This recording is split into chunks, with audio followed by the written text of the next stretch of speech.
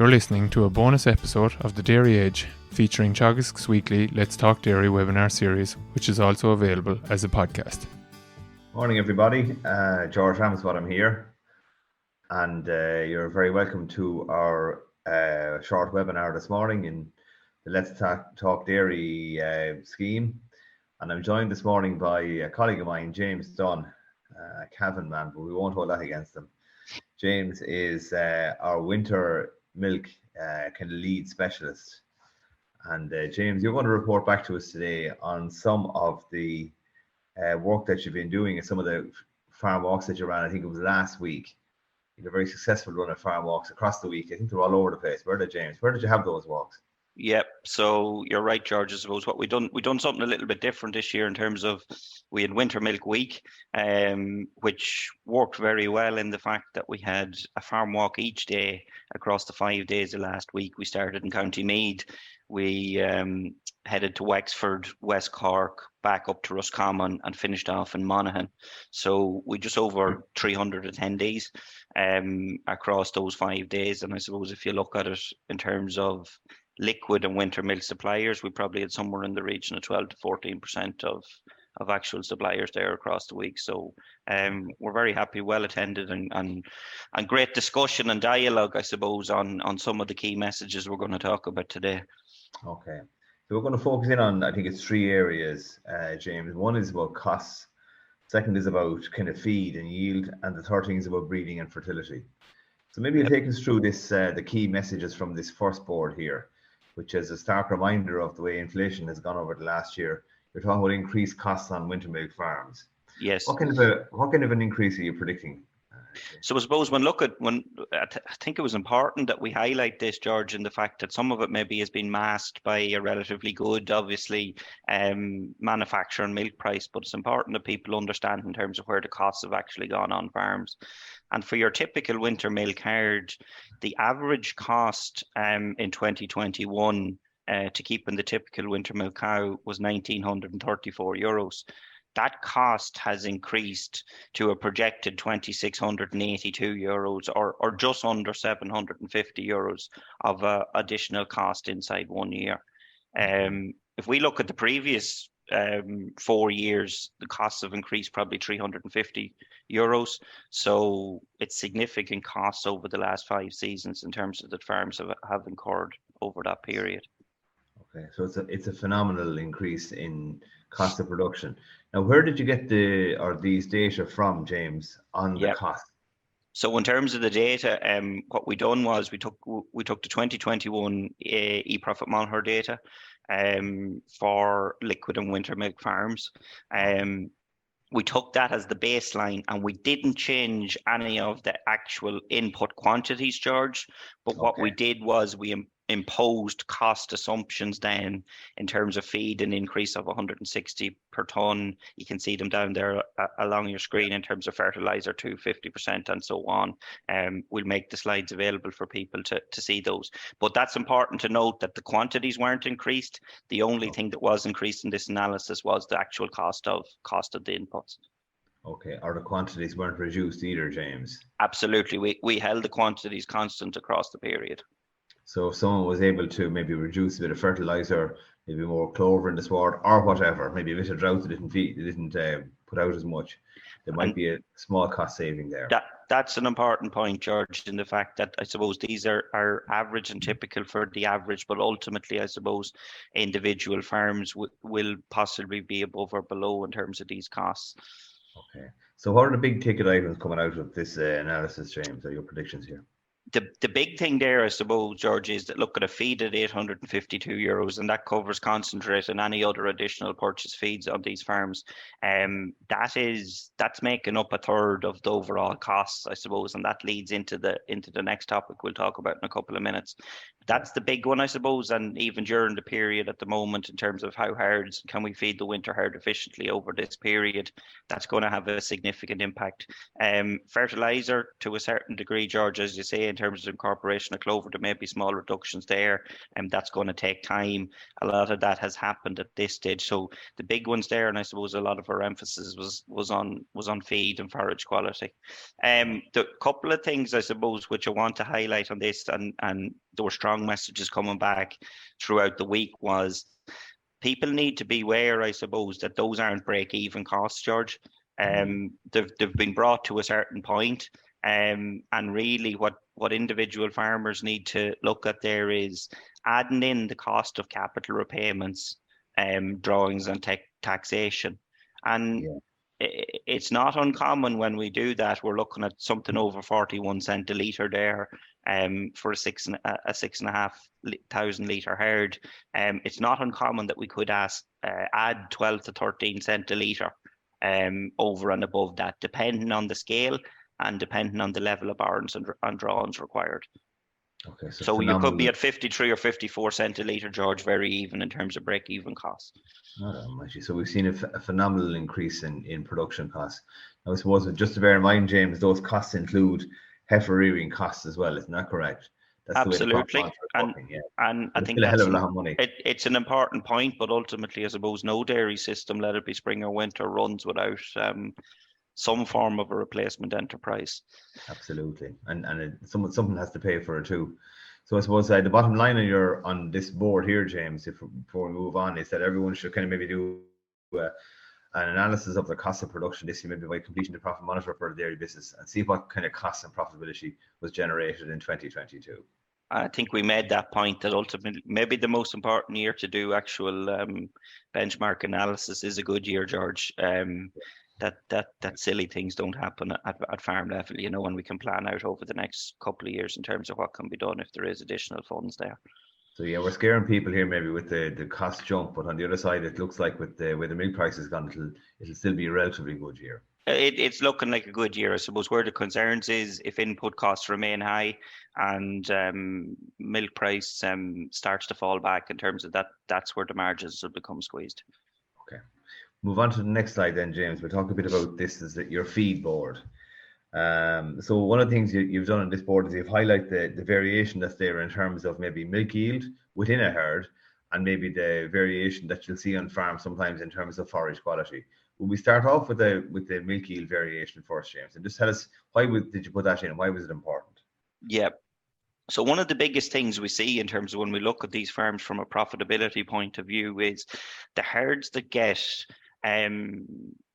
feeding correct or meeting that kind of herd nutrient demand correct, in terms of that they're not grossly overfeeding the herd, George, really are the farms that they're utilising the most forage, and I suppose they're making best use of their concentrate inputs. Then what we did was we took milk recorded data throughout December and January for a high yielding herd, delivering 8,000 litres, so an exceptionally high yielding herd, and we looked at that analysis to say, okay, in terms of where the herd performance is actually at over that period.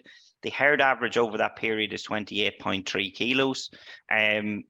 It's important, I suppose, why we're highlighting that is that we can see there's a percentage of cows there in terms of yielding above 40 kilos of milk. Everyone wants to talk about these cows, George. We all love them. They're the favourites. But I suppose what we wanted to highlight was that it's important we set our herd feeding levels appropriately, and that we don't, I suppose, just talk about the cows that's producing the high levels of milk. So we can see there that 24% of the cows are actually yielding less than 23 kilos of milk. So if we set the base diet something around the herd average, we're grossly overfeeding a large proportion of the herd, and ultimately there's concentrate being wasted. What I would say, George, here, and I made the point on each board last week, is that there's no underfeeding in cows to go on here. Ultimately, every cow is to be fed and fed appropriately, but what we don't want to do is we don't want to grossly overfeed the lower and mid-performing cows. Okay. So the blue graph then represents the total number of cows in the herd, and there's a huge variation there, James, really, isn't there? Absolutely. Tell us about forage quality there, James. and why it's important, and why it's kind of, it can be variable at farm level, but why is it important? Yeah. So this seems age old, George, and even yourself, you've been talking about this a long time in terms of forage quality and silage quality, and even people before us. But I suppose it's something that we haven't got right on farm yet. We know that from the analysis in terms of the silage analysis is coming back. But what we wanted to show was, I suppose, the impact of, people said poor quality forage, but 69 DMD unfortunately is the average quality forage on farms out there, versus high quality forage at 75 DMD. And what we can see there is at different meal feeding levels, as we increase from 7 up to 8 to 9, we can see the yield likely from two different forages, the average and the high quality. And there's something between 4 to 5 kilos of milk there, George, in the difference in terms of daily yield. At the moment, winter producers receiving 80 cents a litre, that's working in something in around €4 a day. So it's a significant amount of money in the difference. And I suppose one question that came up was the difference in terms of the actual costs of making this silage.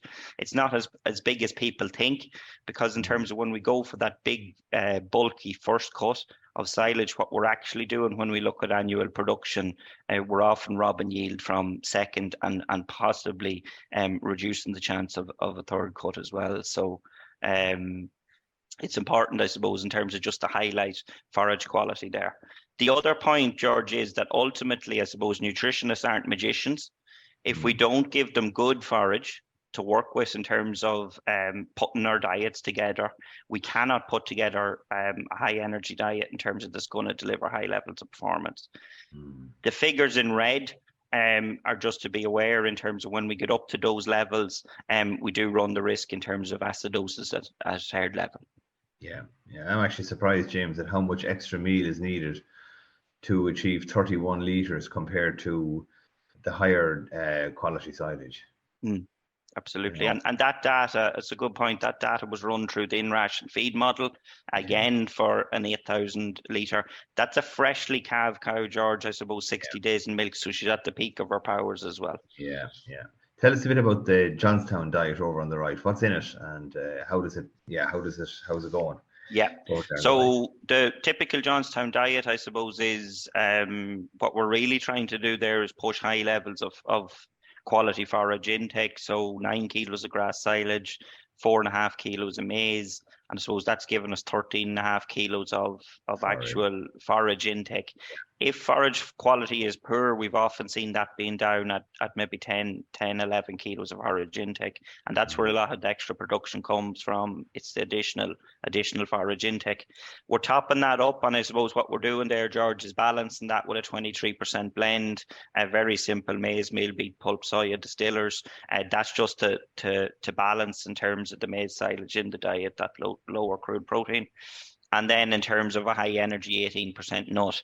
So everything above the 18% nut is going in a TMR. That's your base diet. And then ultimately, the autumn calf cows get 5.5 kilos of an 18% nut across the board in the parlour. Okay. So if I was just to summarize quickly, this board here, James, there's two things coming out. One is feed your cows according to their yield rather than blanket feed everything. And the second thing that'll come out, and this is relevant for spring milk, but even more so for winter milk, forage quality is king. Yeah.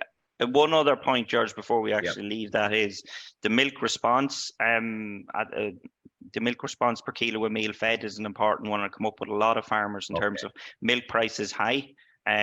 Ultimately, we can feed as much concentrate as we want. The important point there is on two forages, we can see that there's a declining response for each additional kilo fed, and we know that there's not a linear response.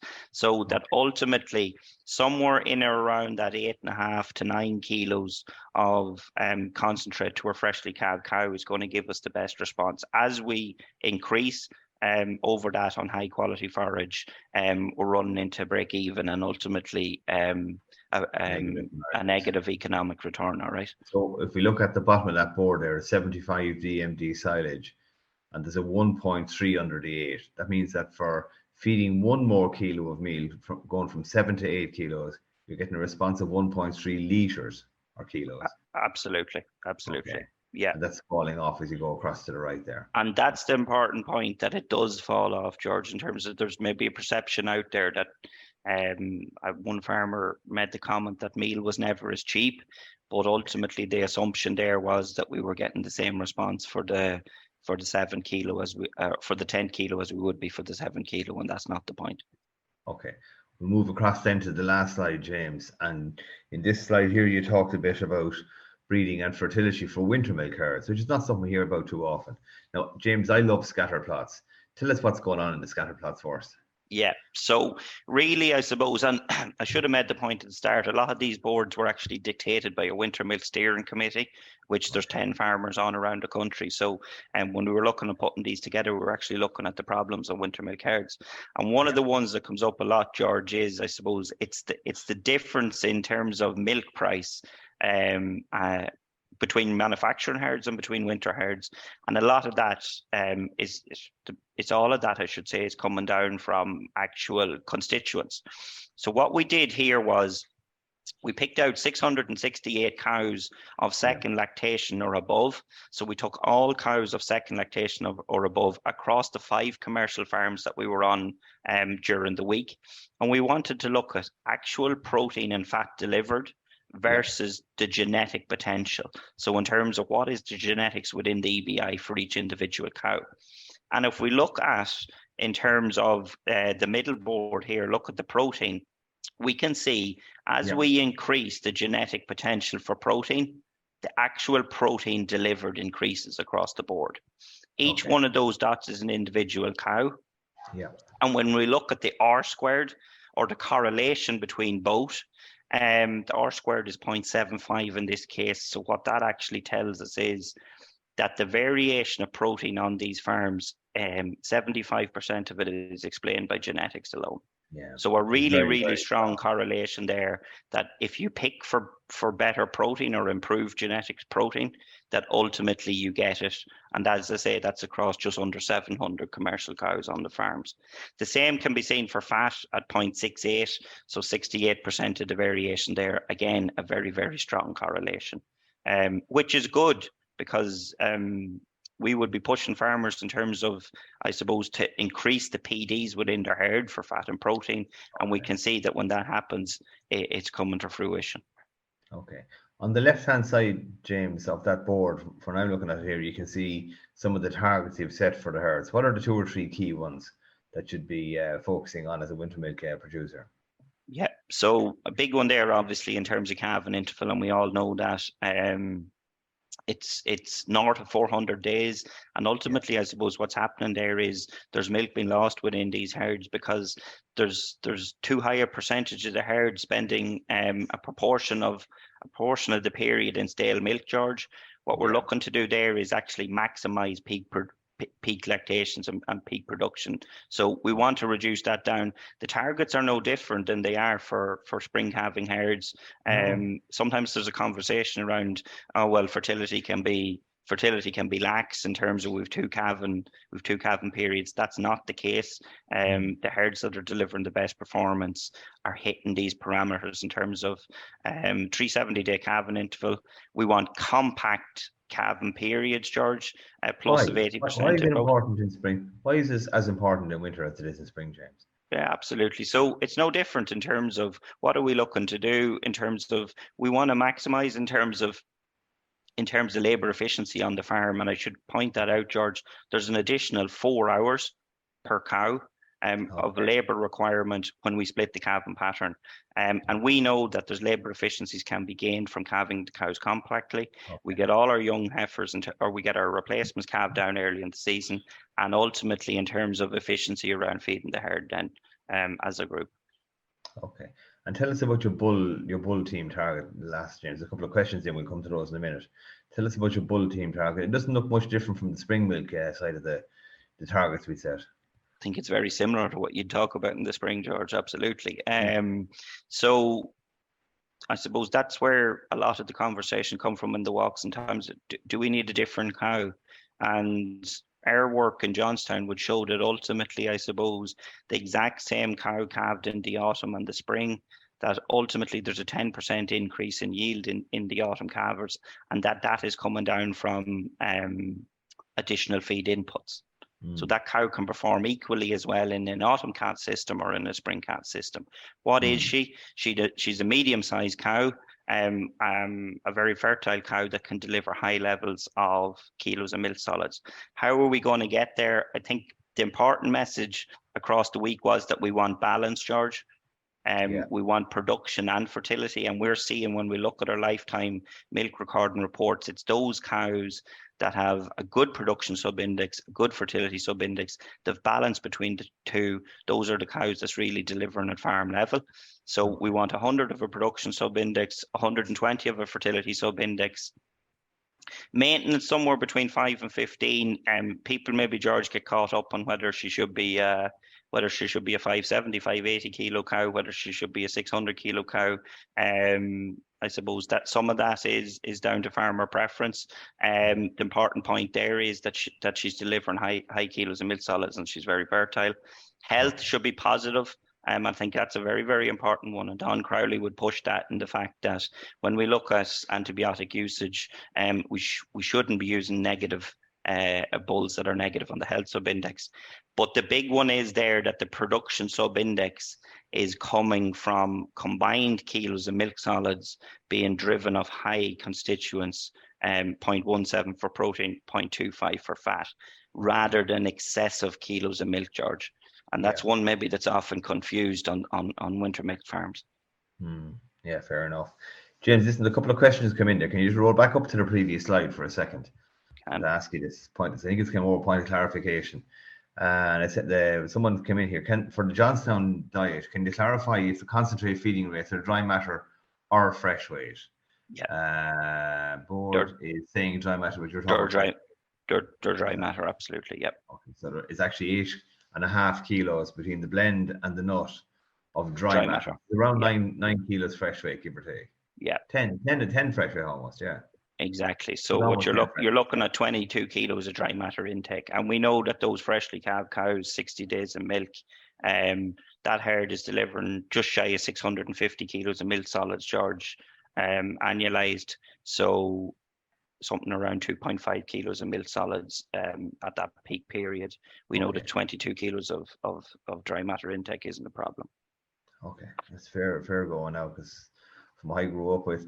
Can you expand on the importance of PDIN to PDIE balance in the diet formulation, and what are your targets for setting up a diet? Great question. In the fact that when we actually look at that, the Johnstown overall protein levels in the Johnstown diet have been reduced down to 15.5%. Okay. On a crude protein basis. On a crude protein basis, but I suppose sounds deficient. Yes, which sounds deficient. And what we'd actually see, a lot of diets maybe sitting at 17%, maybe 17.5%. But I suppose the important point there, George, rather than looking at crude protein, is, as the person has asked, the PDIE and the PDAN, so the energy derived protein or derived protein and the nitrogen derived protein, that they're balanced. If we have a surplus of one over the other, ultimately we're not utilizing the protein to the best of our ability within that diet. And I suppose that's where it allows us, George, to reduce down that to 15.5%, because we're actually utilizing all the protein that's available in the diet. You could have a diet, absolutely, you could have a diet sitting at 17.5% that has excessive PDIN in the diet, and ultimately in terms of all the cows is actually doing there is burning off conditioned by excreting protein. Yeah. Okay, excellent. Look at ladies and gentlemen, if there are no other questions, now is your last chance. I'm going to wrap this. 2 or 3 take-home messages, James, from you. One would be just watch your costs and measure them. Number 2 would be make quality silage and maybe tailor your diet, the diet that are being fed to the cows, own actual yield. And the third thing is, whether you're in spring or winter milk or liquid milk production, breeding for a high EBI type of herd with good fertility and milk sub-indices is the way to go. Absolutely. Thanks very much, George. Okay, thank you very much, ladies and gentlemen, and thank you, James, for your contribution. For next week, we're not going to have a session because next Thursday, this day week, will be the second day of our National Dairy Conference. So can I extol as many of you as possible to come to the conferences. I've been proofreading the conference papers, and there are some really good papers in there. We'll meet the following week then. That's this day fortnight, or the 15th of December, for our last Let's Talk Dairy of 2022. And we'll be joined on that session by Joe Patton, who will give us a summary of what happened at the National Dairy Conference. So listen, thank you, our audience, and thank you, James, very much for your contribution here today. And look forward to talking to you all again in 2 weeks' time.